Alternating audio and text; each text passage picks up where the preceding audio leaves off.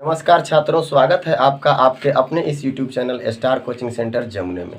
इस वीडियो के माध्यम से आज हम आपको बताएंगे 9वीं कक्षा के प्रश्नावली 7.3 को, जिसमें प्रश्न दिए गए हैं और उनको सिद्ध करना है। तो देखते हैं कि आखिर इस प्रश्नावली 7.3 के अंतर्गत कौन कौन से प्रश्न दिए गए हैं और हमें किस प्रकार से उसको सिद्ध करना है। तो सबसे पहले हम इसका पहला प्रश्न जो है उसको देखते हैं, जो आपके स्क्रीन पे आ रहा है। हम पढ़ के समझा रहे हैं, आप ध्यान से समझिएगा। त्रिभुज ABC और त्रिभुज DBC एक ही आधार BC पर बने दो समद्विबाहु त्रिभुज हैं और इस प्रकार वो समद्विबाहु त्रिभुज हैं कि A और D भुजाओं BC के एक ही ओर स्थित हैं। यदि AD बढ़ाने पर BC को P पर प्रतिच्छेद करे तो दर्शाइए कि। इसका एक चित्र दे दिया गया है। सबसे पहले हम चित्र बनाते हैं और चित्र बना करके समझाने का प्रयास करते हैं। तो चलिए देखिएगा, सबसे पहले हम एक चित्र बना लेते हैं। जो चित्र आपके बुक में दिया गया है आप देख सकते हैं, स्क्रीन पे भी आ रहा होगा और समझिएगा।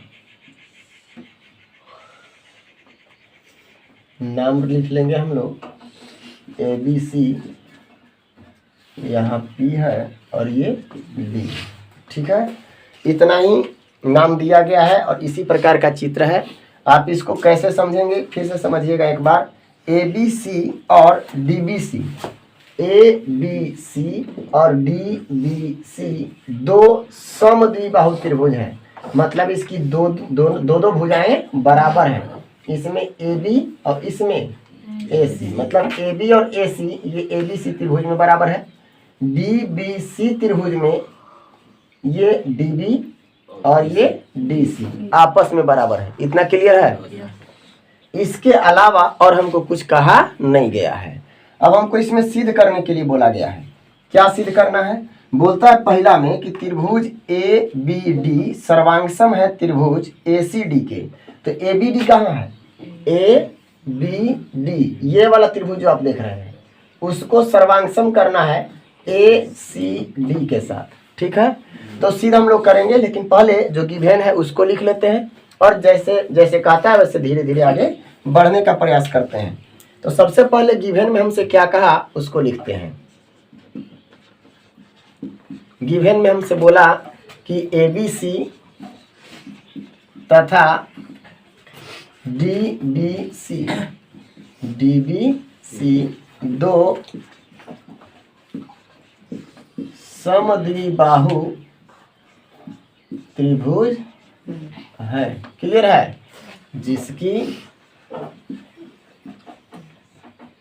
भुजाएं AB बराबर AC तथा इसमें चले तो BD बराबर या फिर DB बराबर DC है। बस इतना ही बात हमको बोला है। इसके बाद ये भी बोला कि ये जो BC रेखा है उसके एक ही तरफ A और D है, तो उसके लिए हमको टेंशन लेने की जरूरत नहीं कि वो कहाँ है, ठीक है। आगे चलिए। इसके बाद आगे हम लोग बढ़ते हैं टू प्रूव दैट में। टू प्रूव दैट यानी सिद्ध क्या करना है। तो पहला नंबर जो सिद्ध करना है वो आपका दिया गया है त्रिभुज ABD, त्रिभुज ABD सर्वांगसम है त्रिभुज ACD के। तो हम एक एक करके लिखते चलते हैं और एक एक करके सिद्ध करते चलते हैं, ठीक है। और नहीं तो पहले एक बार हम लिख लेते हैं, इसके बाद ही बारी बारी से प्रूफ करते चलेंगे। दूसरा में हमसे क्या कहा गया?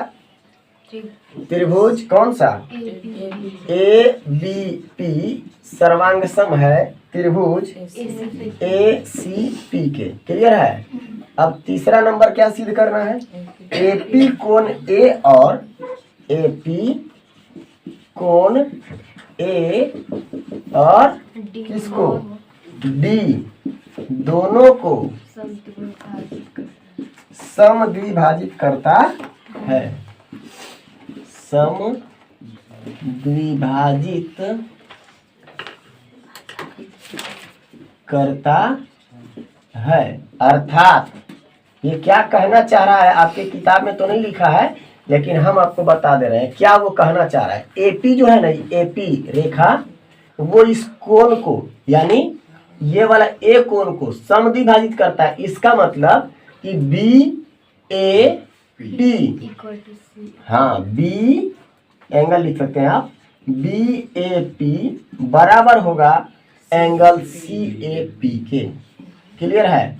तथा एक बात और बोला, इस कोण को भी यानी डी को भी समद्विभाजित करा, मतलब B D P, angle B D P बराबर कर रहा है एंगल सी डी पी।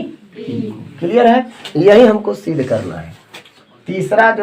चौथा जो प्रश्न है जो हमको सिद्ध करना है वो क्या है, एपी रेखाखंड बीसी का लंब समद्विभाजक है। एपी रेखाखंड जो है किसका, बीसी का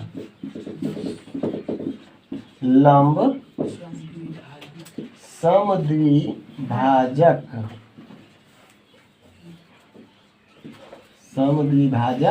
है। क्लियर।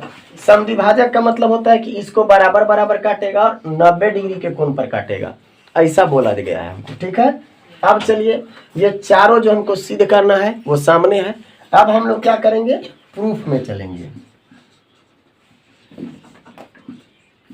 प्रूफ में देखिए जो हमको सबसे पहले सिद्ध करना है उसके बारे में विचार करते हैं।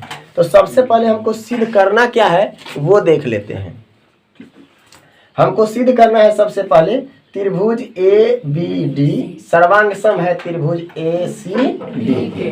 तो पहला में हम लोग चलते हैं, जो त्रिभुज को सर्वांग सम करना होता है हम उसी त्रिभुज में चलते हैं। तो वही दोनों त्रिभुज में चलेंगे, त्रिभुज ए बी डी तथा त्रिभुज किसमें, ए सी डी में। देखिए तो क्या क्या बराबर आ रहा है। तो ए बी डी कहाँ था, ए बी डी और एक ए सी डी। एक बात बताइए कि ये वाला जो आप त्रिभुज देख रहे हैं ये वाला, उसमें और ये वाला त्रिभुज दोनों में, ये वाला भुजा और ये वाला भुजा दोनों में बराबर है, होगा। तो चलिए लिखते हैं कौन कौन, ए बी बराबर इसमें ए सी। क्लियर। कहाँ से, जी गिवेन से दिया हुआ था।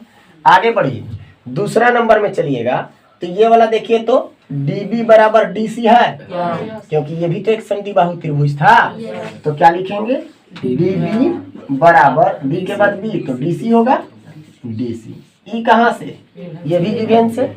एगो बात बताइए आप कि ये जो AD देख रहे हैं वो AD दोनों में है, इहो त्रिभुज में इहो त्रिभुज में। तो AD बराबर हम क्या लिख सकते हैं, AD लिख सकते हैं। का है, उभयनिष्ठ है, उभयनिष्ठ है। क्लियर है।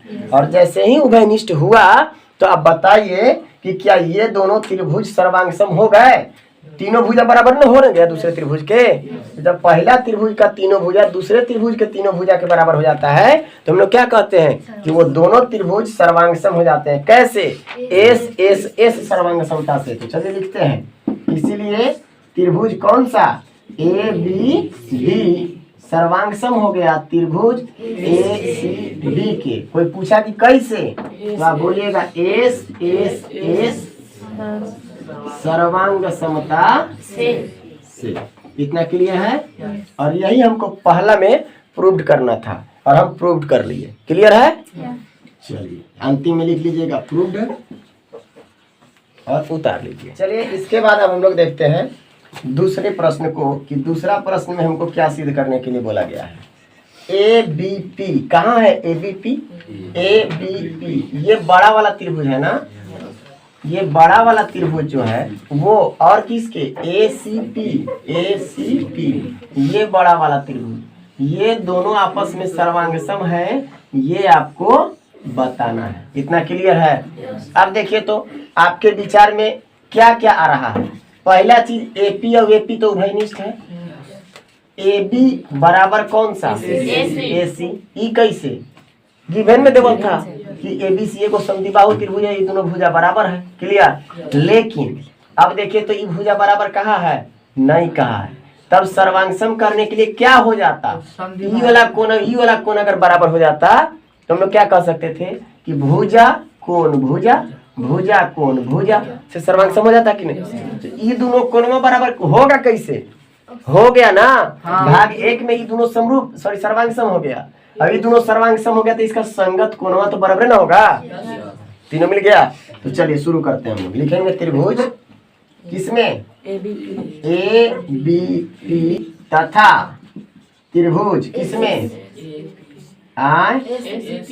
ए सी पी में क्या क्या बराबर दिया उसको देखिए। ए बी बराबर ए सी, कहाँ से, गिवेन से। आगे बढ़िए, अब क्या दे दिया देखिएगा, एपी और एपी उभयनिष्ठ दे दिया, या फिर पहले कोण का नाम ही लिख लीजिए, A P B A P, हाँ बी ए पी, या फिर बी ए डी लिखिए या फिर बी ए पी लिखिए। बात एक ही है, कोणवा तो हुआ है, तो आप क्या लिख लेंगे, कोण बी ए पी बराबर कोण सी ए पी। देखिएगा बी के बाद करेंगे बी ए पी तो सी ए पी होगा, कोण सी ए पी। क्लियर है।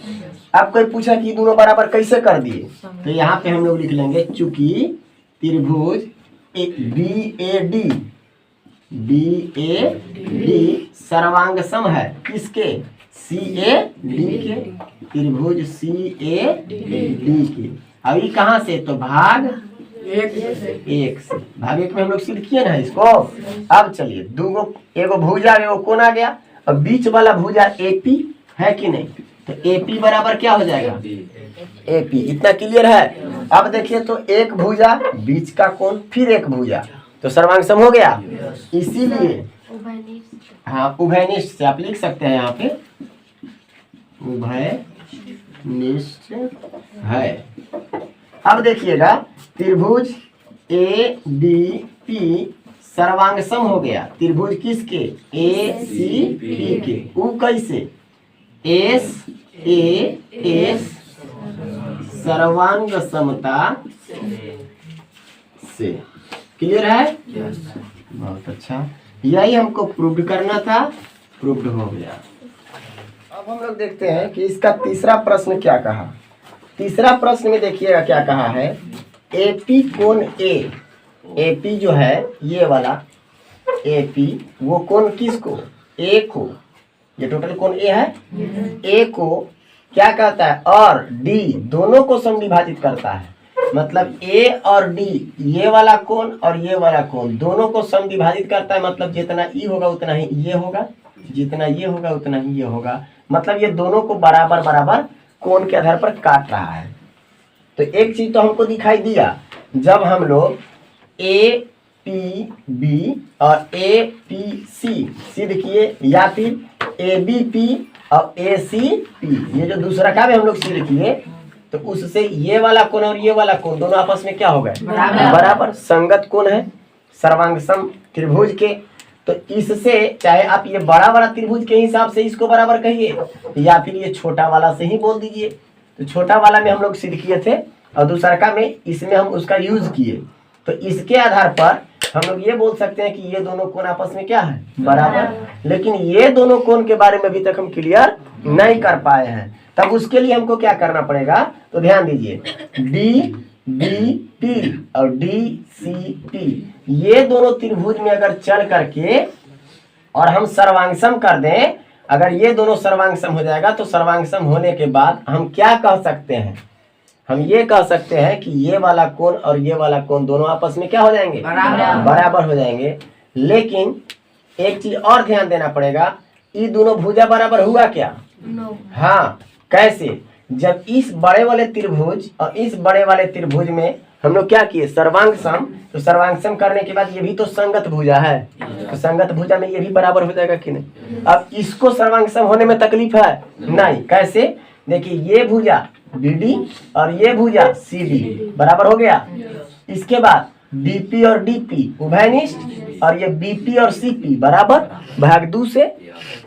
क्लियर हो गया, तीनों के तीनों भुजा बराबर। आगे चलिए, तो जैसे जैसे कह रहा है वैसे वैसे हम लोग करते हैं। सबसे पहले ये दोनों त्रिभुज को हम क्या करेंगे, सर्वांगसम करेंगे। तो लिखेंगे त्रिभुज, ये तीसरा का बात कर रहे हैं हम लोग ना, त्रिभुज किसमें, DBP, त्रिभुज DBP तथा त्रिभुज किसमें DCP में, DCP में। क्लियर है। अब दोनों में आप चलिए, थोड़ा सा गौर कीजिएगा। जब आप दोनों में चलिएगा तो क्या क्या बराबर आपको दिखाई दे रहा है? दिखाई दे रहा है आपका DB बराबर DC। ई कहाँ से? गिवन से दिया हुआ था कि ये जो DBC त्रिभुज है वो क्या है? समद्विबाहु त्रिभुज है। एक बात बताइए, DP बराबर होगा DP के, वो कैसे बराबर हो जाएगा?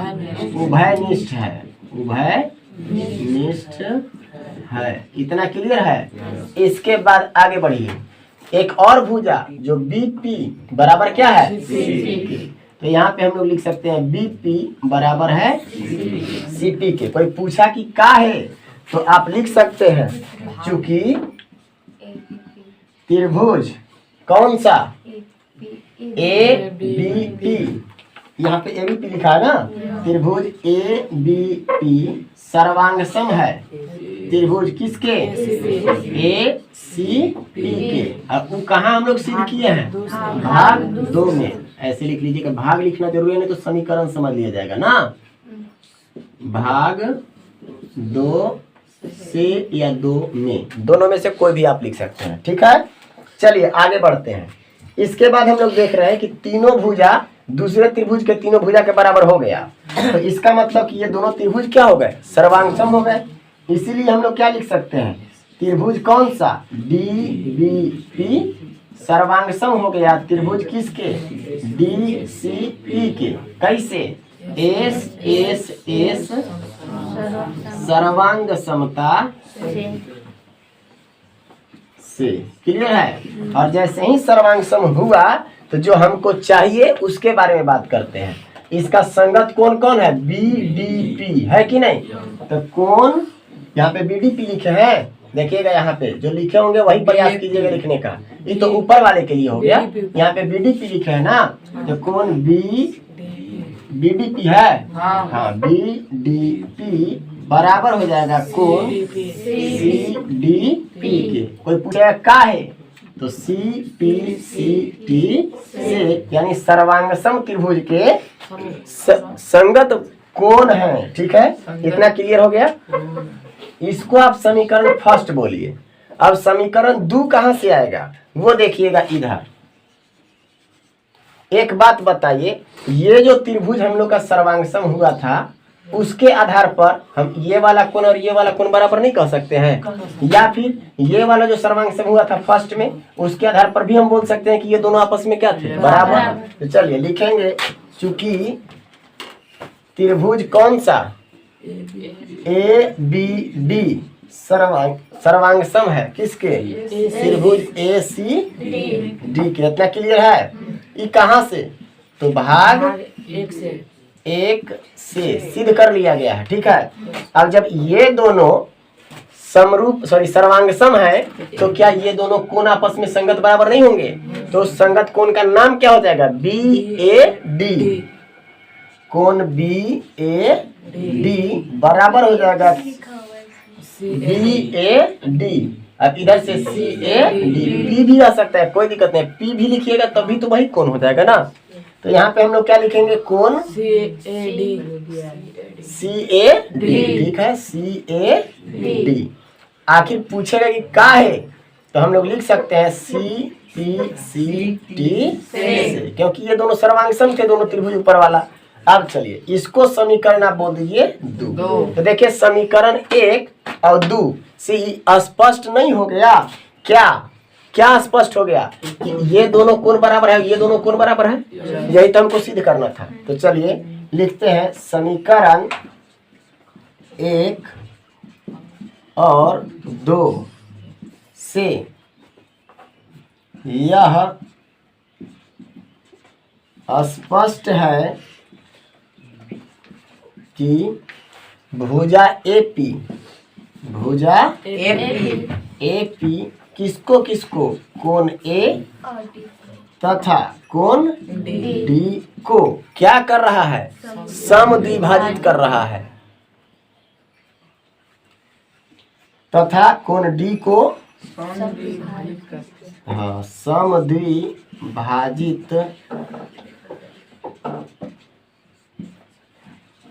करता है।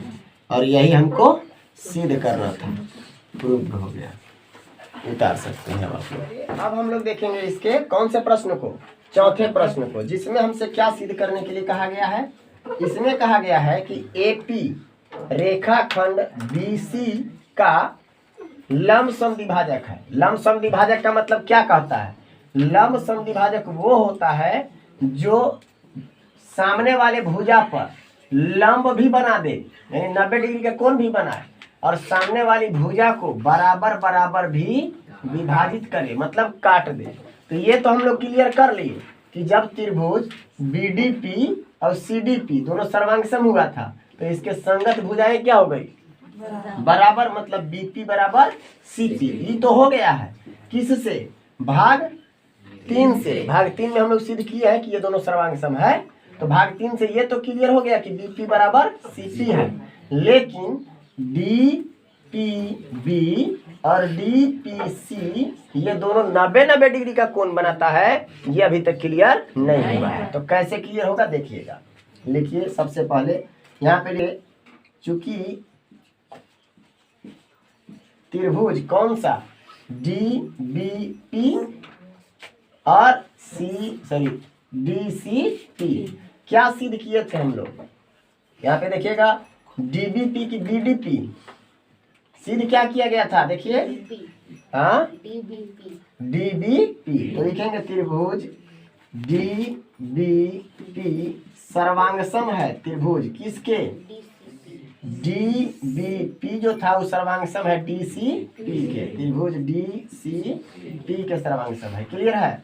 और जैसे ही सर्वांगसम हुआ, ये कहाँ से, तो हम लोग लिख सकते हैं भाग 3 से। भाग 3 में हम लोग इसको सिद्ध किए हैं कि ये दोनों आपस में सर्वांगसम है। और जैसे ही ये सर्वांगसम होगा, इसीलिए कौन कौन भुजा, भुजा बीपी बराबर हो गया भुजा सीपी के। क्लियर है। बीपी और सीपी आपस में क्या हो गए, बराबर हो गए। कैसे, सीपी सी टी सी। अभी तक हम लोग समीकरण 3 तक जा चुके हैं। अब हम लोग बनाएंगे समीकरण 4 की समझ। समीकरण 4 भी हो गया है, समीकरण 3 तक ने लिखाया है। अब हम लोग इसको समीकरण 4 लिखेंगे। इसके बाद आगे बढ़िए। तथा कोण भी तो बराबर हो जाएगा, डी पी बी या फिर बी पी डी, दोनों में से कोई भी लिख सकते हैं। कोण डी पी बी बराबर हो जाएगा कोण डी पी बी, तो डी पी सी, कोण डी पी सी ये भी बराबर होगा। क्लियर है। इसको हम लोग क्या कहते हैं, समीकरण, ये भी तो सीपीसीटी से ही बराबर होगा। इसको समीकरण 5 कह देंगे। इतना क्लियर है। अब थोड़ा सा गौर करेंगे। समीकरण 2 ही तक नहीं, 3 तक हो गया था, 4 से आगे बढ़ना है। आगे देखिएगा। अब यहाँ पे बात करते हैं, ये दोनों तो बराबर हो गया। क्लियर है। यहाँ पे हम लोग लिखेंगे जबकि क्या, बीपीसी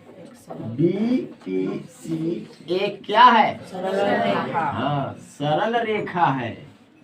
और सरल रेखा पर एक से अधिक जब कोण बनते हैं एक ही बिंदु पर, तो वो दोनों मिलकर के क्या हो जाते हैं, 180 डिग्री का कोण बनाते हैं। इसीलिए कोण कौन सा, डीपीबी। इसीलिए कोण डीपीबी प्लस कोण डीपीसी बराबर कितना हो जाएगा, 180 डिग्री। इतना क्लियर है। अगर इतना क्लियर है तो अब आइए इधर एक बात बताइए कि जब ये दोनों बराबर है समीकरण 5 से, तो इन दोनों के जगह पर एक ही को नाम दिया जा सकता है कि नहीं। तो हम लोग डीपीबी ही लिख देते हैं। लिखेंगे या क्या चीज, कोण डीपीबी प्लस कोण डीपीबी बराबर कितना, कोई डाउट। आगे बढ़िए। ये दोनों मिलकर के क्या हो जाएगा, 2 कोण डीपीबी बराबर कितना, क्लियर। आगे अगर कोण डी पी बी बराबर कोई कह दे तो 180 डिग्री बाई कट के कितना हो जाएगा 90 डिग्री। इसीलिए कोण डी पी बी बराबर।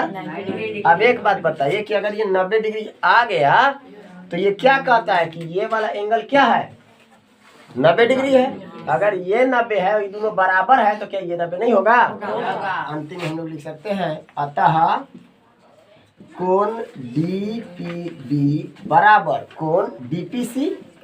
देखिए यहाँ सॉरी यहाँ पे बराबर था ना, डी पी सी बराबर कितना हो जाएगा 90 डिग्री। क्लियर है?